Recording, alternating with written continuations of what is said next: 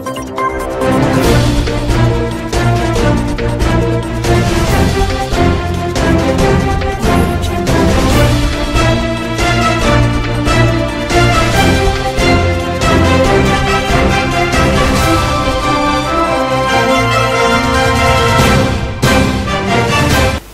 de nous suivre depuis chez vous, mesdames, messieurs. Bonsoir et bienvenue dans votre édition d'information.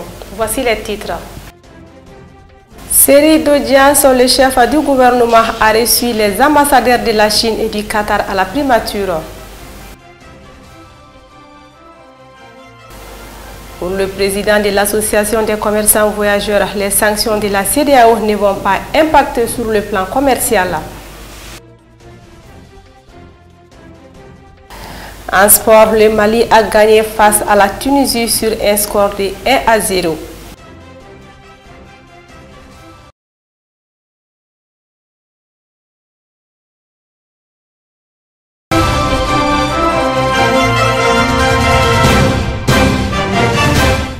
Voilà donc pour les titres. Bienvenue à tous.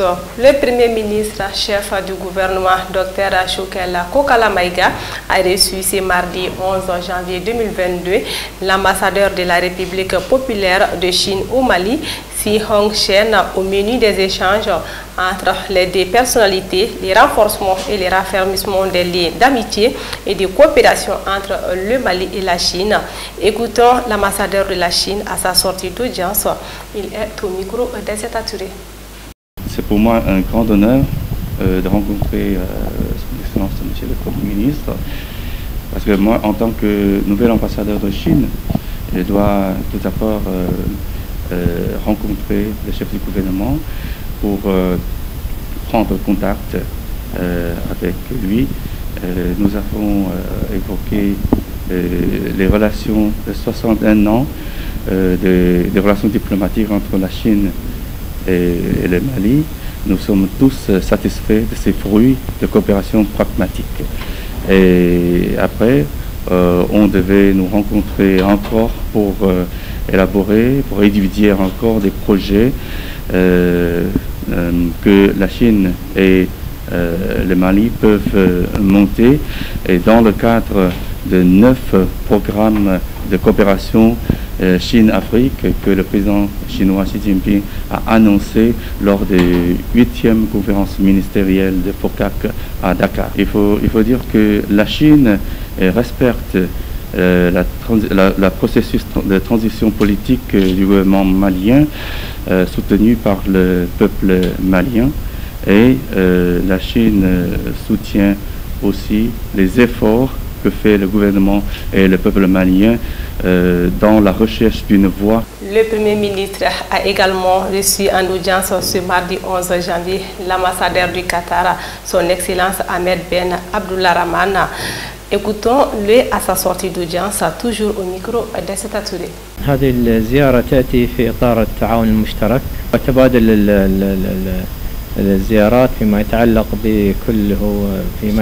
بالتعاون في الظروف التي تعيشها مالي الآن. Cette visite s'inscrit dans le cadre d'une visite de courtoisie que je viens d'effectuer chez le Premier ministre. Bon, aussi, on a noté la compréhension commune sur le Janvier. On a aussi échangé sur le renforcement de la coopération bilatérale entre nos deux pays. Et l'objet de mon rencontre avec le PM aujourd'hui aussi porte aussi sur l'invitation que je viens de lui remettre de son homologue qatari pour participer au Forum de Doha.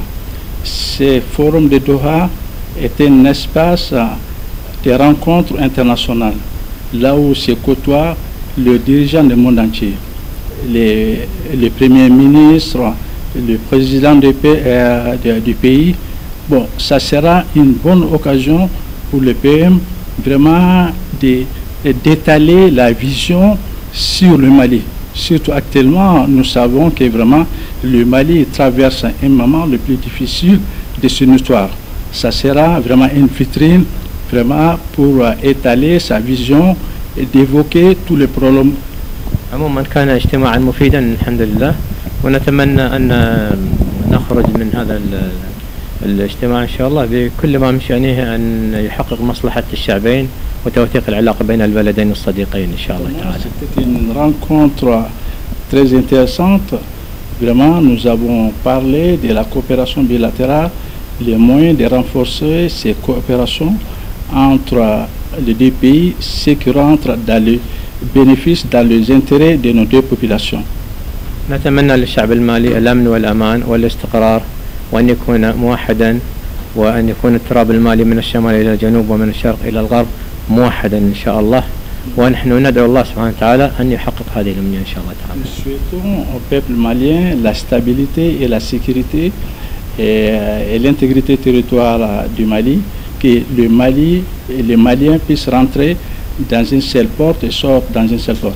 Le Conseil de sécurité de l'ONU s'est réuni mardi 11 janvier sur la situation au Mali. Les pays africains et la France voulaient que le Conseil adopte une position unie à l'égard des autorités maliennes. Mais la Russie et la Chine ont bloqué les projets de déclaration. Ils ont plaidé pour le non-ingérence au Mali. Suivons les détails.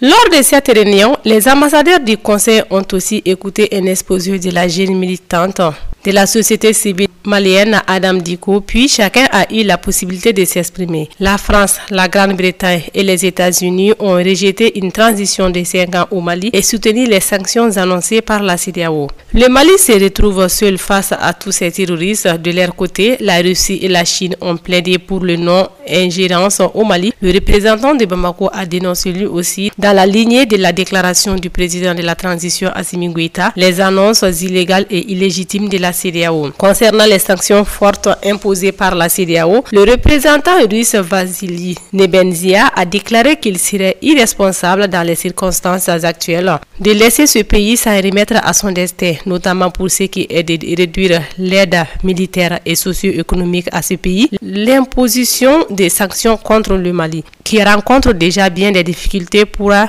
encore faire dégénérer la situation pour la population civile. Il a aussi réagi aux polémiques en cours sur la présence des mercenaires de son pays au Mali, sur fond de la modification inattendue de la présence de la France au Mali, notamment avec la fermeture de plusieurs bases. Le Mali se retrouve seul face à tous ces terroristes et à cet égard, nous estimons que les Maliens ont tout à fait le droit de coopérer avec d'autres partenaires qui ont prêt à coopérer avec ce pays pour renforcer la sécurité, a-t-il déclaré, estimant que les pays occidentaux veulent avoir le monopole de la fourniture de services au Mali. L'ambassadeur du Gabon, qui s'est exprimé longuement au nom des 3 pays africains, les 3A, a appelé l'ensemble de la communauté internationale à soutenir la position de la CEDEAO, à protester contre une transition prévue pour durer maintenant 5 années et de retravailler à un meilleur soutien logistique de la force G5 Sahel. Mais le Conseil dont la réunion s'est terminée ce mercredi soir a échoué à faire un test commun malgré la déclaration assez légère rédigée par la France qui aurait tout de même permis à la communauté internationale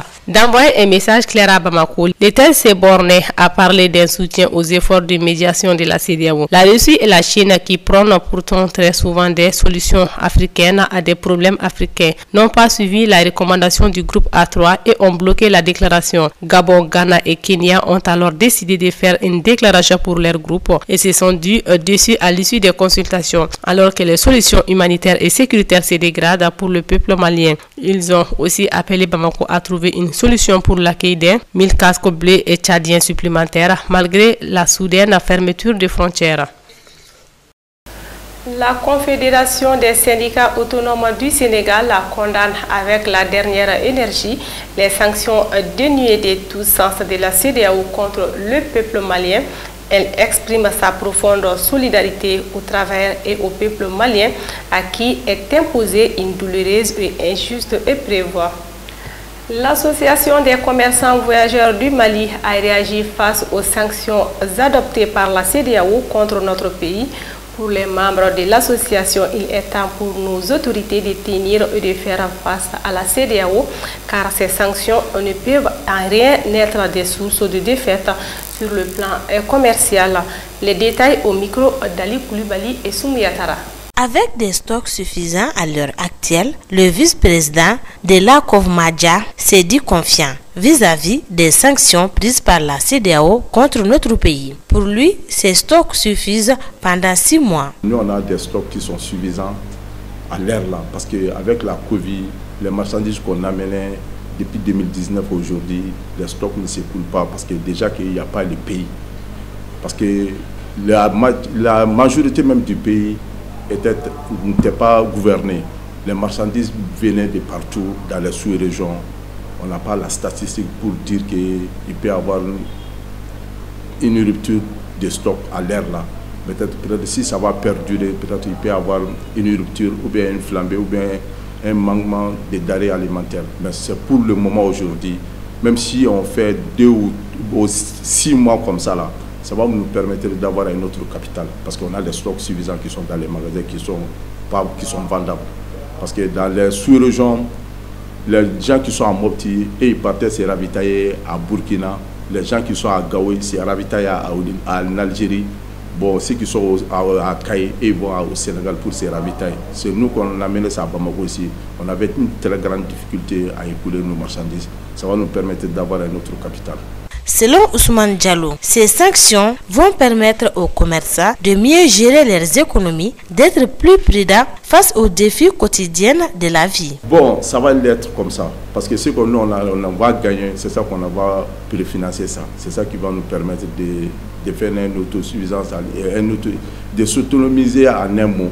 Parce que ça va nous permettre de ce que tu gagnes là, c'est ça que tu vas consommer. Ça va nous permettre de mieux gérer et de laisser le gaspillage même au niveau même de l'État et au niveau même des opérateurs économiques aussi. Parce que tout le monde va serrer la ceinture pour s'en sortir là-dedans. Ça va nous faire une autre idée que l'on n'a pas subie. Dans notre vie, ça va nous permettre de s'en sortir là-dedans en un mot. En un mot, Ousmane Diallo demande à la population malienne d'être sereine car la lumière est juste là au bout de ces sanctions libérateur. Mais il faudra qu'on se donne la main pour soutenir nos dirigeants. Bon, tout ce que moi je demande à la population, de rester serein. Cette situation, ce genre de situation, dans toutes les genres, s'il y a la difficulté, il y a le bonheur après. Tout ce qu'on sait, c'est ça. Je sais que cette situation-là, ça va permettre aux Maliens de redonner un blason pour qu'ils puissent être dans le concert des Nations Unies, pour que le Mali puisse s'en sortir comme on n'était pas comme avant. Nous allons nous assumer en âme et conscience pour accompagner ces jeunes-là qui sont au niveau de l'État aujourd'hui. 796 millions de francs CFA, c'est le coût des réalisations des bâtiments flambant neufs au profit des femmes. La remise officielle des clés a été faite par le chef d'état-major général des armées, le général des brigades Oumar Adjara, ce mardi 11 janvier 2022, en présence de certains membres de la commission défense, sécurité et protection civile du Conseil national de transition. La réalisation de ces infrastructures s'inscrit dans le cadre de l'amélioration des conditions de vie et de travail des femmes. Ces nouveaux bâtiments sont composés d'un bloc de commandement, des chambres pour sous-officiers et pour les militaires de rang avec une capacité d'accueil de 100 lits chacune, une infirmerie, des garnisons bien dotées en médicaments et la clôture totale du camp. Les travaux ont été entièrement financés par le budget national. Le représentant des membres du CNT, l'honorable Abouakar Fomba, a exprimé son satisfaction pour la réalisation de ces infrastructures qui sont à la hauteur des fonds débloqués par la cause. Selon l'honorable Fomba, le CNT a décidé de faire des femmes une armée résiliente et responsable et surtout indépendante, et d'ajouter que cette institution travaille d'arrache-pied pour l'amélioration des conditions de travail des militaires.